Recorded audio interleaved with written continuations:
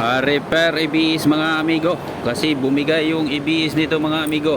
Medyo nagkaroon siya ng konting fluid, kaya ginawa ko, pinull out ko muna yung ABS kasi pag pinireno to mga amigo ay lusot, walang tagas yung repair kit dito, walang problema. Pero ang problema yung harap, pag pinireno siya dahan-dahan mga amigo, lusot siya, abot siya dito. Ngayon hindi na, kasi nagawa ko na. Ang ginawa ko lang dito mga amigo ay binuksan ko lang yung ABS module, tapos kinilig ko lang yung, direktahan ko lang yung ano dito mga amigo para ma-reset yung ABS module, para normal na naman yung takbo nito mga amigo.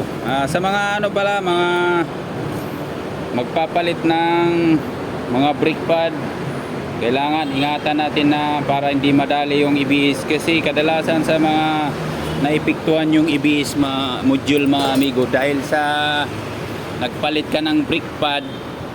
Siyempre pag nagpalit ka ng brake pad, sisikwatin mo ngayon yung piston para umangat, pumasok ngayon yung piston para mailagay mo yung bagong brake pad. Ang nangyari siguro, baka hindi bubuksan yung ganito takip.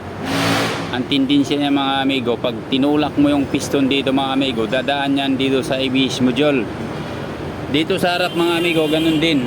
Pag nagpalit ng brake pad, hindi basta-basta lang sikwat lang ng sikwat na hindi mo bubuksan ito. Kasi pag di mo binuksan yan mga amigo, once na tinulak mo yung piston, dadaan mo na dito sa module.